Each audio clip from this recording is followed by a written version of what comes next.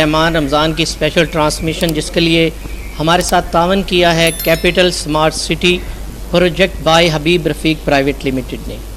ناظرین محترم، الحمدللہ آج 14واں روزہ رکھا جا چکا ہے اور ہماری خوش بختی ہے کہ ماہ رمضان جیسی یہ خوبصورت ساعتیں اللہ کریم نے ہمیں عطا فرمائی، اور دعا کیجئے کہ اللہ پاک ہمیں اس روزوں میں ایسے عمل کرنے کی توفیق عطا فرمائے جو ہم نے پچھلی زندگی میں نہیں کیے، پچھلی گزرنے والے رمضان شریف میں نہیں کیے۔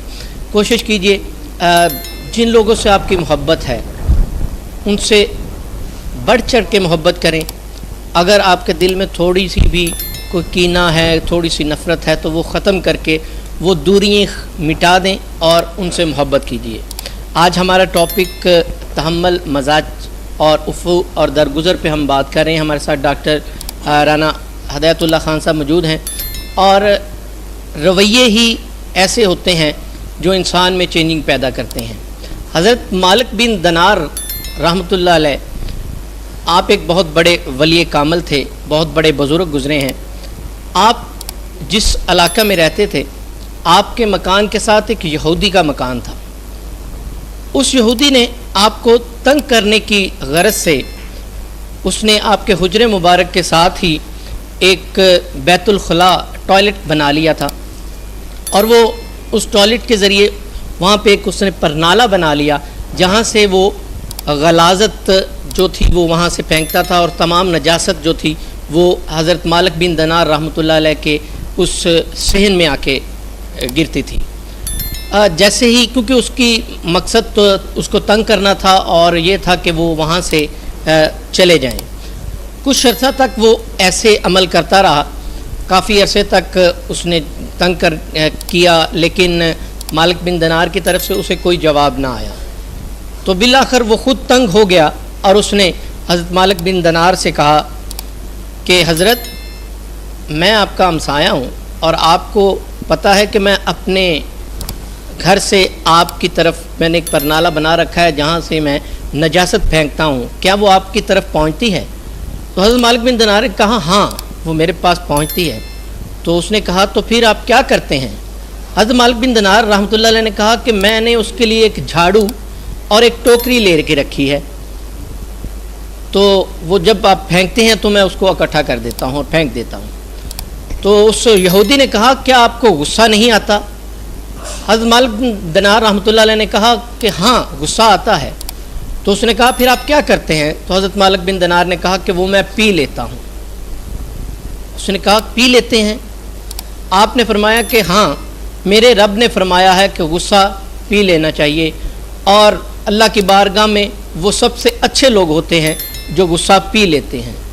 تو اس یہودی نے کہا کہ اگر آپ کے دین میں ایسا ہے، جتنا میں نے آپ کو تنگ کیا ہے اس کے باوجود آپ نے غصہ نہیں کیا، بلکہ مجھے ایک تلقین بتائی کہ میرے دین میں یہ ہے کہ میرے رب نے کہا ہے کہ غصہ پی لینے سے وہ لوگ اچھوں میں شمار کیے جاتے ہیں۔ صحیح۔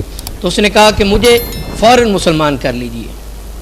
تو ناظرین، اصل بات یہ ہے کہ حضرت مالک بن دینار نے اس سے جو رویہ اختیار کیا، کیونکہ رویے ہی انسان کے اندر چینجنگ لے کے آتے ہیں۔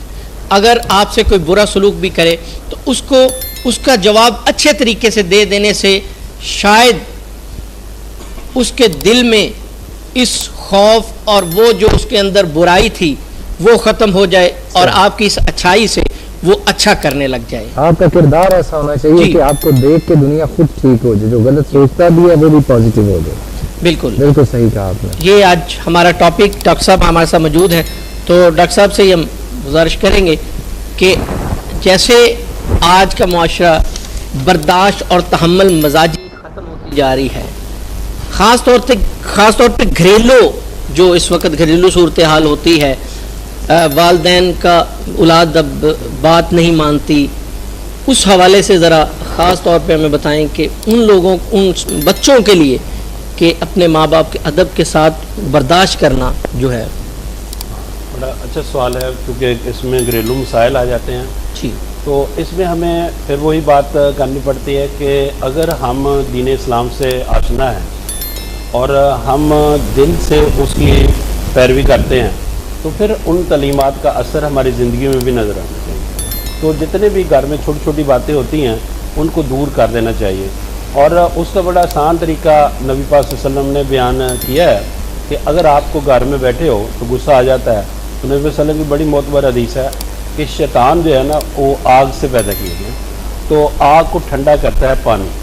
तो इस तरह आप वज़ू कर लें तो आपका गुस्सा दूर हो जाएगा। और ये भी फिर आगे फरमान आता है कि अगर आप खड़े हो तो आपको गुस्सा आ जाता है तो आप लेट जाओ। और ये भी फरमाना है कि अगर आप यदि दिल में उसको कह दें कि माफ़ कर देना है। और माफ़ करने के एक प्यारे नबी सल्लल्लाहु अलैहि वसल्लम का फरमान और भी है, उसमें हमसाया का जिक्र भी आ जाता है कि वो हमसाया बहुत तंग करता था। सही। तो नबी वसल्लम के पास वो साथी रसूल गए कि अल्लाह के रसूल मेरा हमसाया जो है ना वो तंग करता है। तो नबी वसल्लम ने कहा कि आप उसे माफ़ कर दें, आप सब्र करें। तो उन्होंने सब्र किया। फिर 7-8 दिन गुजर गए तो फिर वो नबी वसल्लम के पास गए कि अल्लाह के रसूल उसके रवैये में तो कोई फ़र्क नहीं आया। तो फिर नबी वसल्लम ने फरमाया कि नहीं, आप उसे माफ़ करते जाएँ और आप सब्र करें इस पर। तो उसने फिर सब्र किया।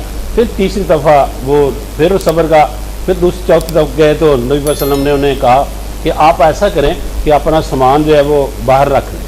तो उन्होंने अपना सामान बाहर रख लिया। अब जो शख्स भी वहाँ से गुजरता तो वो पूछता कि आपने अपना सामान बाहर क्यों रखा हुआ है। वो कहता कि मेरा हमसाया जो है मुझे तंग करता है, तो मैंने तो उसे माफ़ भी किया, उसके बड़े बड़े जो मुसीबतें तो उनको बर्दाश्त किया, लेकिन उसने जो था अब मुझे नबी पाक सल्लल्लाहु अलैहि वसल्लम ने फरमाया कहा है कि अपने घर का सामान जो है वो बाहर रख ले। तो मैंने उनके कहने पे तो वो उसे हर एक जो था वो उसे ऐलान दान करता। फिर जाके हमसाये को कहा कि आपकी वजह से जो है ना, तो उन्होंने अपना सामान जो है वो उठाया। तो उसके बाद उन्होंने, तो इसमें हमें ये सबक मिलता है कि कभी भी कोई यानी उसको हर दफ़ा, एक दफ़ा, 2 दफ़ा, जिस तरह हदीस मुबारक कितनी भी दफ़ा जो है इंसान, यानी 70 दफ़ा का तो जिक्र आता है, लेकिन 70 दफ़ा से मुराद ये है कि जितनी भी बार कोई आदमी आपको तंग करता है तो आप उसको जो है वो माफ़ करते हैं। यही हमारे लिए अपने घर में है कि अगर घर में कोई बड़ा, कोई भी किसी से कोई रवैया ऐसा है, कोई उसमें सख्त मिजाजी है, यानी ऐसा जैसे आम छोटी छोटी बातें जो घर में हो जाती हैं। एक साहब रसूल नबी वसल्लम के पास गए, यानी अल्लाह के रसूल, यानी वो 2 दफ़ा उसमें आता है। एक दफ़ा गए कि कोई नफ़े वाली बात बता दें, तो उस वक्त भी फरमाया। और एक दफ़ा उन्होंने कहा कि आप मुझे अल्लाह के रसूल को नसीहत करें कि जिससे मेरी ज़िंदगी बदल जाए। तो प्यारे नबी सल्लल्लाहु अलैहि वसल्लम ने फरमाया, उनकी गुस्से वाली तबीयत थी, तो प्यारे नबी सल्लल्लाहु अलैहि वसल्लम ने फरमाया कि ला तग़ज़ब, कि गुस्सा ना कर। अब हदीस में ये अल्फाज आते हैं कि फ़रद्ददा मरारा, उसने अपने सवाल को बार बार दोहराया कि अल्लाह के रसूल कोई और बात कर दें। तो प्यारे नबी ने हर सवाल के जवाब में ये कहा ला तग़ज़ब, ला तग़ज़ब, ला तग़ज़ब, कि गुस्सा ना कर, गुस्सा ना कर। तो यही गुस्सा ना करना, माफ़ कर देना, अगर ये हमारे घर का माहौल बन जाए कि हमने किसी बात पे गुस्सा नहीं करना। और अगर कोई किसी से, क्योंकि इंसान है, कुछ छोटी गलती हो जाती है तो उन गलतियों को माफ़ कर देना। तो अगर हम अपने घर में माफ़ करने वाला माहौल बना लें और गुस्सा ना करने वाला माहौल बना लें तो माशरे में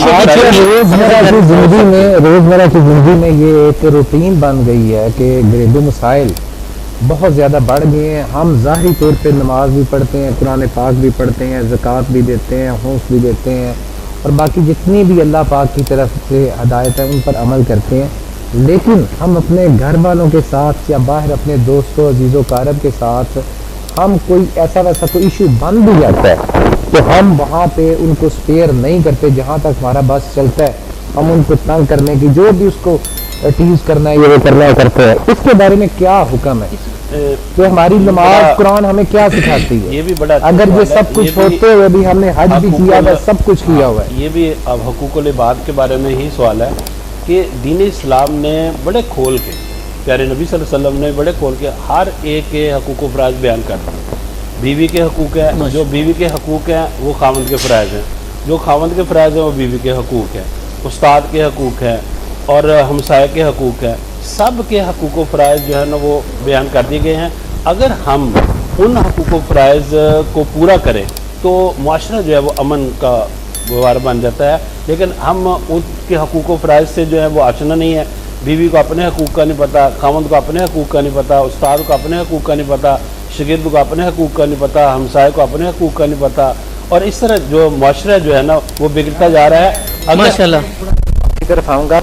بندہ حاجی بھی ہے، نمازی بھی ہے، اسلامی تمام فرائض یہ شاہ صاحب ہم ابھی سجد گزار بھی، میں اپنی تھوڑی سی بات کو کمپلیٹ کر لوں کہ ہر حوالے سے وہ اللہ پاک کے ساری عبادات کر رہے ہیں، لیکن اس کے بعد جو اگر میں یہ کہہ دیتا ہوں کہ اس کے ساتھ زیادتی بھی ہوئی ہے، اس کو معاف کر دینا چاہیے، لیکن وہ پراپر پھر اپنے اس کے بدلے کی طرف آتا ہے، ایسے لوگوں کے لیے کیا حکم ہے کہ ان کو برداشت کرنا چاہیے؟ ایک طرف تمام اللہ پاک کے حکم مان لیا، لیکن یہ اللہ پاک کا حکم نہیں مانا جا رہا کہ کسی اگر کوئی بزرگ بھی کہہ دیتا ہے یا آپس میں صلح صفائی بھی ہو جاتی ہے، اس کے باوجود لڑائی جاری رہتی ہے، فسادات پیدا ہوتے ہیں، ایسے لوگوں کے یہ کیا حکم ہے؟ میں ان کے پوچھ رہا ہوں جو تمام فرائض حقوق اللہ کے پورے کرتے ہیں لیکن حقوق العباد۔ ہاں، اس میں یہ بھی نا نبی صلی اللہ علیہ وسلم بھی حدیث مبارکہ ہے کہ ایک دفعہ ایک آدمی انہوں نے کہا کہ جو میں سارے ایک عورت ہے وہ ساری نفلی باتیں کرتی ہے، بہت زیادہ صدقہ خیرات کرتی ہے، تو اس کے بارے میں کیا حکم ہے؟